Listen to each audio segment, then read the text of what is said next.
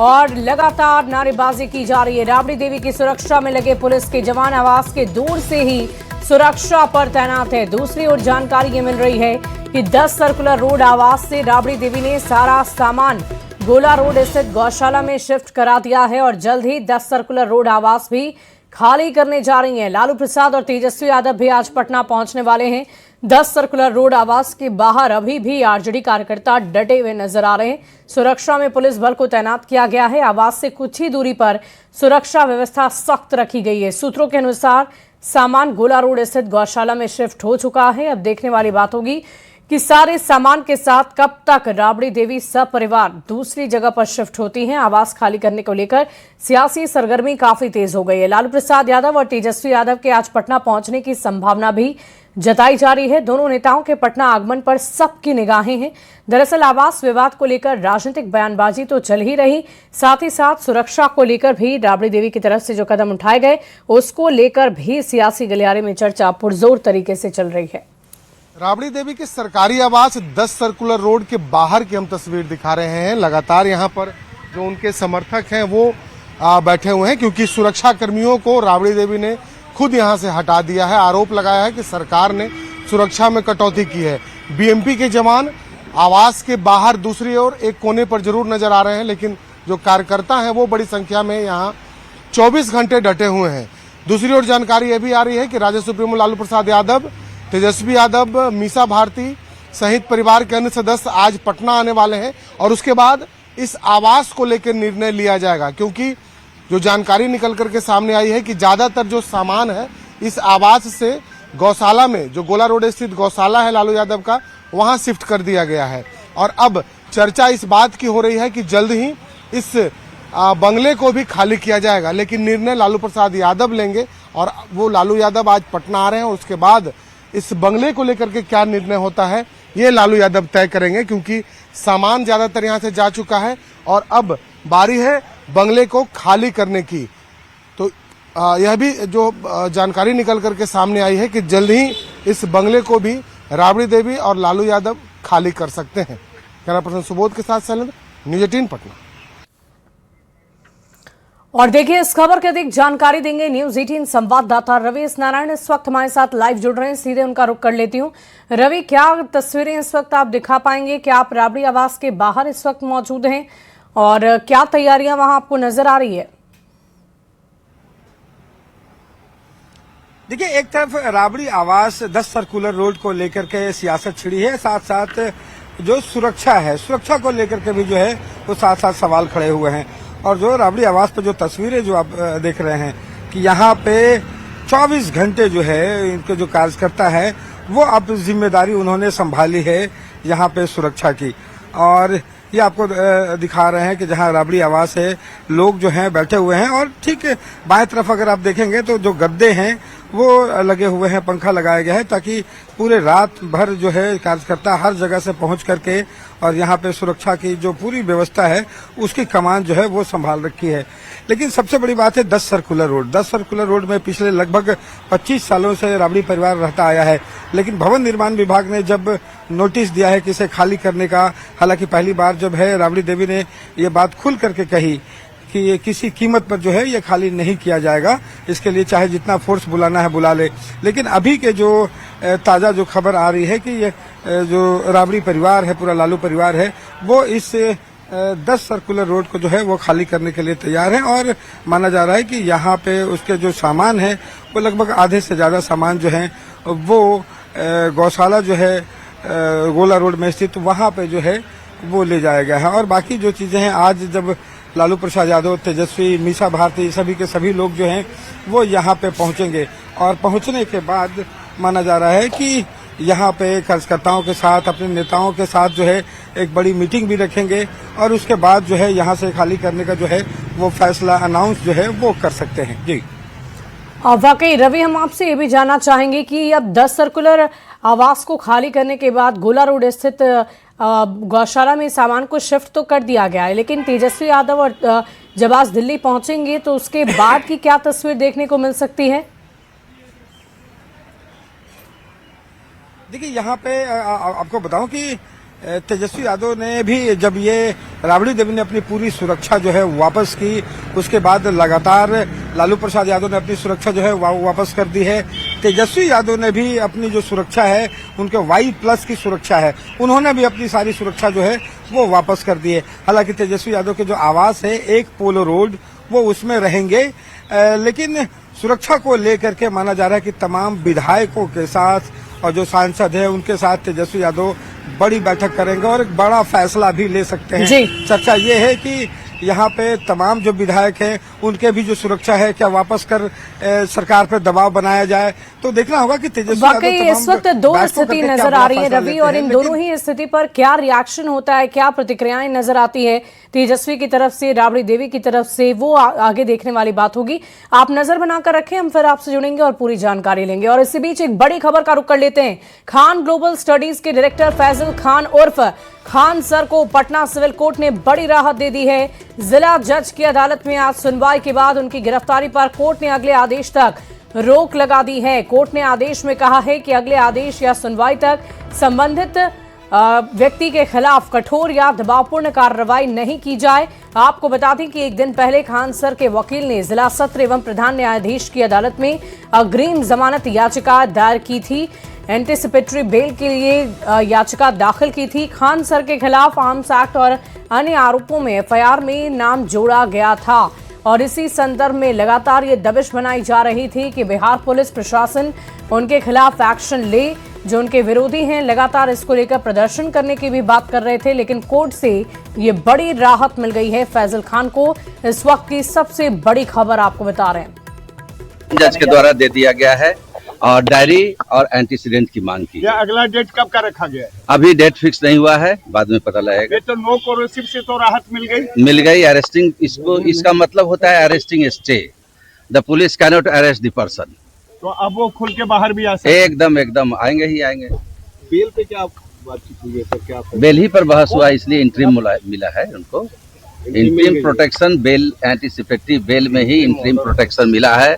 Arresting stay हो गई है। अब वो जहाँ चाहे फ्री हैं, घूम सकते हैं, आ सकते हैं। जो 2 लोग और जेल में से पहले, हाँ, उनके लिए डायरी कॉल की गई है, एंटीसीडेंट कॉल किया गया है बाय द लॉरेंस मजिस्ट्रेट।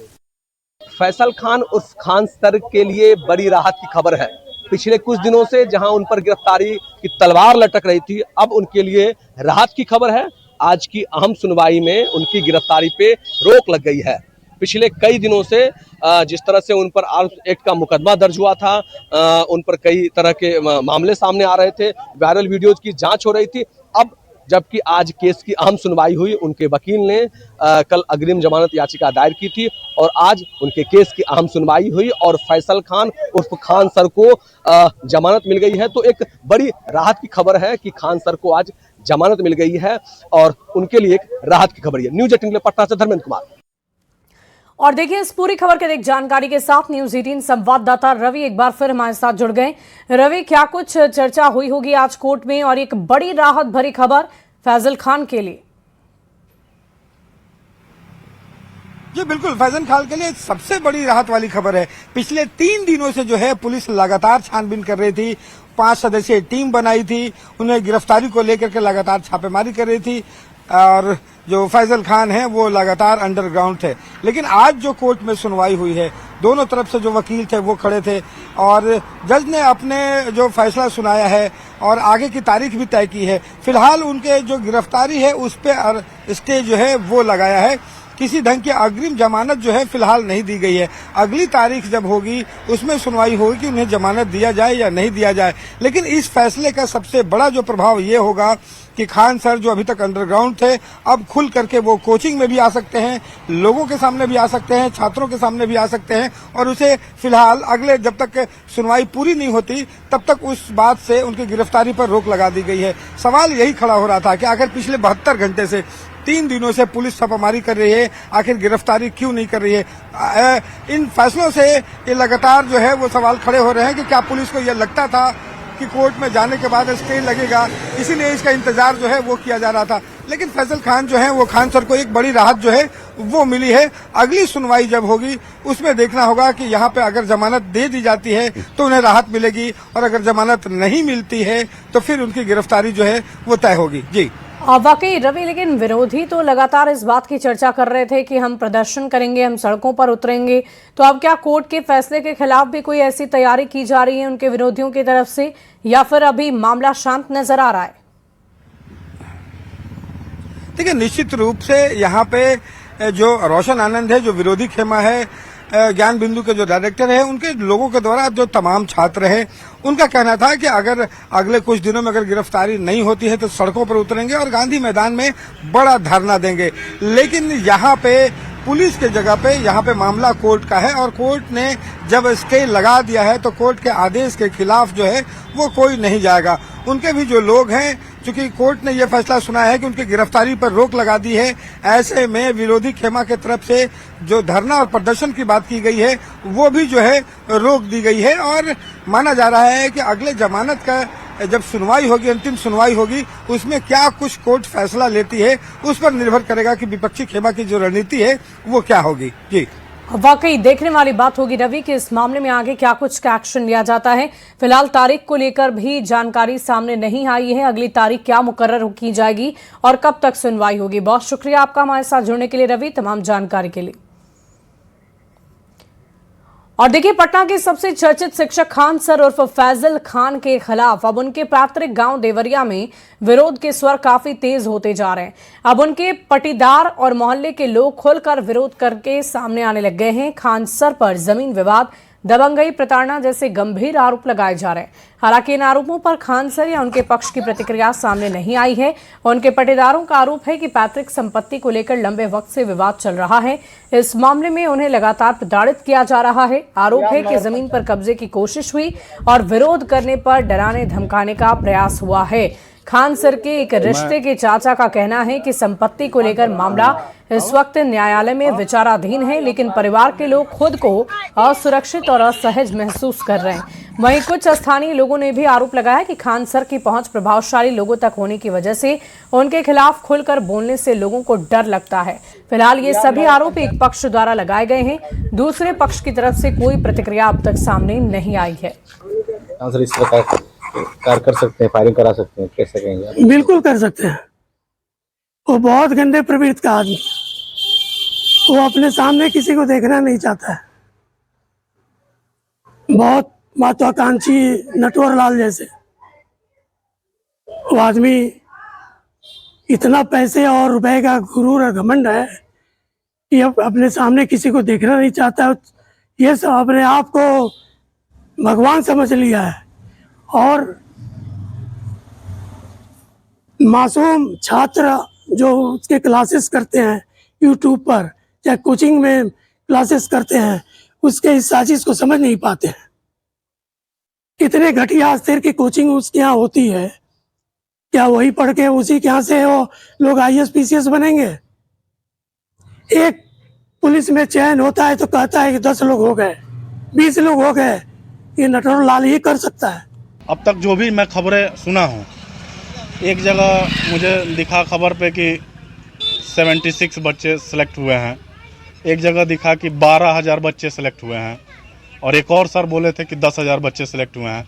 फिर पता चला कि भर्तियाँ 19,000 ही है, और दोनों लोगों का सिलेक्शन काउंट किया जाए तो 22,000 हो रहा था और 19,000 ही भर्ती है।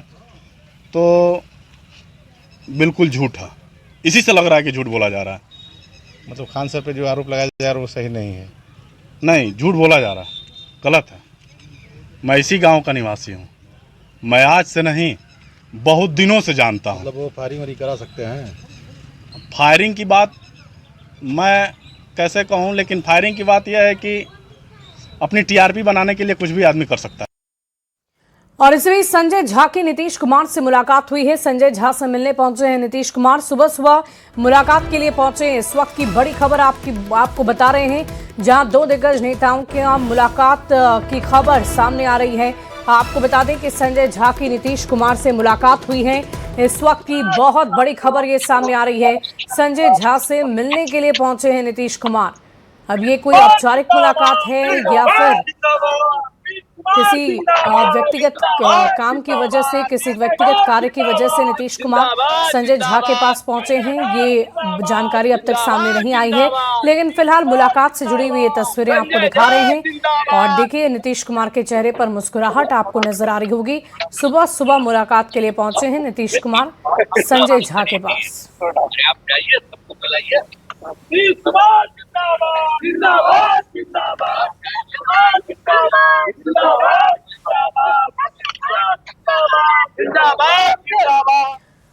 बढ़ते अगली खबर की ओर। बिहार विधान परिषद चुनाव के लिए नामांकन करने वाले सभी 10 उम्मीदवारों की संपत्ति का ब्यौरा सामने आ गया है। नामांकन करने वाले उम्मीदवारों में सबसे अधिक संपत्ति आरजेडी उम्मीदवार सुनील कुमार सिंह के पास है। चुनावी हलफनामे के अनुसार बीजेपी उम्मीदवार पवन सिंह की पत्नी अभी भी ज्योति सिंह ही हैं। पवन सिंह ने जानकारी दी है कि दोनों के तलाक का मामला इस वक्त कोर्ट में लंबित है। वहीं नीतीश कुमार के बेटे और जेडीयू के उम्मीदवार निशांत कुमार के पास कुल 4.63 करोड़ की संपत्ति है। उनके पास 2 गाड़ियां हैं। आरजेडी उम्मीदवार सुनील कुमार सिंह 54 करोड़ रुपए की संपत्ति के मालिक हैं। उनकी पत्नी के पास 2.5 किलो सोना और 35 किलो चांदी की ज्वेलरी है। पवन सिंह के पास कल 19.44 करोड़ रुपए की संपत्ति है और उनके पास लगभग 4 करोड़ की 4 कार हैं, जिसमें एक लैंड क्रूजर गाड़ी भी शामिल है। बीजेपी उम्मीदवार डॉक्टर संजय मयूख के पास 3.7 करोड़ की संपत्ति है और पिछले 6 साल में उनकी संपत्ति 2.12 करोड़ रुपए बढ़ गई है। बीजेपी उम्मीदवार शीला पंडित के ऊपर सबसे अधिक कर्ज है। उनके पास 29.68 लाख रुपए की संपत्ति है, लेकिन 31 रुपए से भी ज्यादा लाख रुपए का आपको बता दें कि 31.13 लाख रुपए का लोन भी है। वहीं जेडीयू उम्मीदवार भारती मेहता के पास 89 लाख रुपए के सोने की ज्वेलरी है और उनकी कुल संपत्ति 6.34 करोड़ रुपए है और वो अपने पति से भी ज्यादा अमीर है। जेडीयू उम्मीदवार शिवरानी देवी प्रजापति 12वीं पास है और उनके पति के नाम पर केवल 1.5 लाख रुपए की अचल संपत्ति है। इसके अलावा इनके पास कोई गाड़ी भी नहीं मौजूद है और बीजेपी उम्मीदवार अनिल ठाकुर के पास 24 लाख रुपए की संपत्ति है। वहीं एलजेपीआर उम्मीदवार अशरफ अंसारी के पास 1.95 करोड़ रुपए की संपत्ति है। तो ये जानकारी हमने आपको दी और इस खबर की जानकारी आपको देंगे न्यूज 18 संवाददाता शैलेंद्र। बिहार विधान परिषद के 10 सीटों पर होने वाले चुनाव के लिए सभी उम्मीदवारों ने नामांकन दर्ज कर दिया। चुनावी हलफनामे को देखें तो सबसे अधिक संपत्ति वाले उम्मीदवार सुनील सिंह हैं, तो दूसरी ओर पवन सिंह ने अपनी पत्नी ज्योति सिंह को ही माना है, लेकिन यह भी कहा है कि दोनों के तलाक का मामला न्यायालय में चल रहा है। साथ ही साथ यदि हम निशांत कुमार की बात कर लें तो निशांत ने अपनी इंजीनियरिंग की जो पढ़ाई है वो पूरी नहीं की है। इसके अलावा हम यदि अन्य उम्मीदवारों की बात कर लें तो पवन सिंह के पास 19 करोड़ 44 लाख की संपत्ति है। डॉक्टर संजय मयूख के पास 3 करोड़ 7 लाख की संपत्ति है। शीला पंडित के ऊपर सबसे अधिक कर्ज है। उन्होंने 31 लाख 13 हजार रुपये कर्ज लिए हैं और उनकी संपत्ति 29 लाख 68 हजार रुपये की है।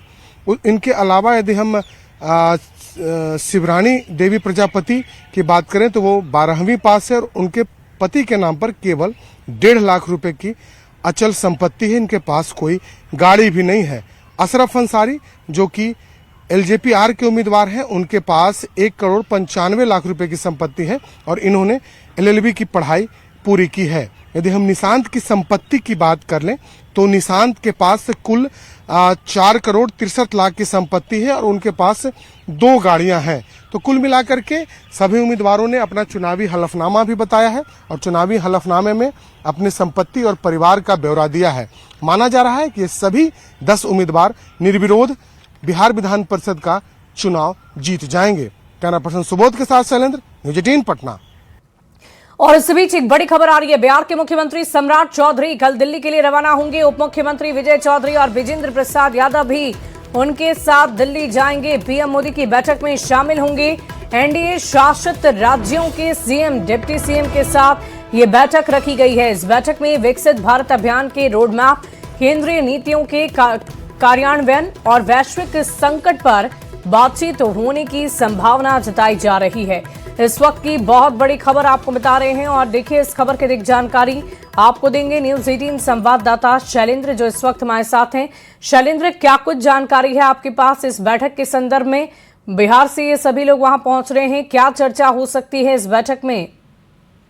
बिल्कुल, देखिए बिहार से मुख्यमंत्री सम्राट चौधरी और दोनों उप मुख्यमंत्री विजय चौधरी और विजेंद्र यादव दिल्ली जाएंगे और खास तौर पर प्रधानमंत्री के साथ जो बैठक होने वाली है उस बैठक में शामिल होने के लिए एनडीए शासित जो राज्य हैं उन सभी राज्यों के मुख्यमंत्री और उप मुख्यमंत्रियों को इस बैठक में बुलाया गया है। इस बैठक में विकसित भारत पर चर्चा होगी कि किस तरीके से देश को और आगे बढ़ाना है, जो संकल्प है उसे कैसे पूरा करना है और साथ ही साथ माना जा रहा है कि जो इस वक्त वैश्विक संकट है उस संकट को लेकर के भी चर्चा होनी है, क्योंकि सबसे महत्वपूर्ण इस वक्त जो वैश्विक संकट के कारण जो चुनौतियां देश के सामने उत्पन्न हुई है उसको लेकर के भी चर्चा होने की संभावना जताई जा रही है। तो कल मुख्यमंत्री सम्राट चौधरी सुबह में दिल्ली जाएंगे और उप मुख्यमंत्री विजय चौधरी और विजेंद्र यादव भी दिल्ली जाएंगे और प्रधानमंत्री नरेंद्र मोदी के द्वारा जो बैठक का आयोजन किया गया है उस बैठक में शामिल होंगे। जी, वाकई देखने वाली बात होगी शैलेंद्र के इस पूरी बैठक में क्या कुछ महत्वपूर्ण निर्णय लिए जाते हैं भारत को विकसित बनाने के लिए। बहुत बहुत शुक्रिया आपका हमारे साथ जुड़ने के लिए। बढ़ते आगे, अगली खबर आपको गोपालगंज से बता दें, जहां उत्तर प्रदेश बिहार के कुख्यात वांटेड मनिंदर मिश्रा ने एक बार फिर डॉक्टर से रंगदारी मांगकर गोपालगंज में दहशत फैला दी है। 1 लाख के नामी वांटेड हैं ये। भोरे थाना क्षेत्र में एक निजी अस्पताल संचालक डॉक्टर से 12 लाख रुपए की रंगदारी की मांग करने पर रकम नहीं देने पर 48 घंटे के भीतर जान से मारने की धमकी दी है। पीड़ित डॉक्टर ने भोरे थाने में लिखित शिकायत दर्ज कराकर खुद और अपने परिवार की सुरक्षा की गुहार लगाई। बताया जा रहा है कि मनिंदर मिश्रा पर हत्या, लूट और डकैती समेत करीबन 19 आपराधिक मामले दर्ज हैं। उस पर पुलिस द्वारा 1 लाख रुपए का इनाम भी घोषित किया जा चुका है। फिलहाल उसकी गिरफ्तारी के लिए बिहार एसटीएफ और गोपालगंज पुलिस लगातार छापेमारी कर रही है। इस मामले में भोरे थाना पुलिस ने जांच पड़ताल शुरू कर दी है। पुलिस कॉल डिटेल और अन्य तकनीक साक्ष्यों के आधार पर इस मामले की पड़ताल में पुलिस लगातार जुटी हुई है।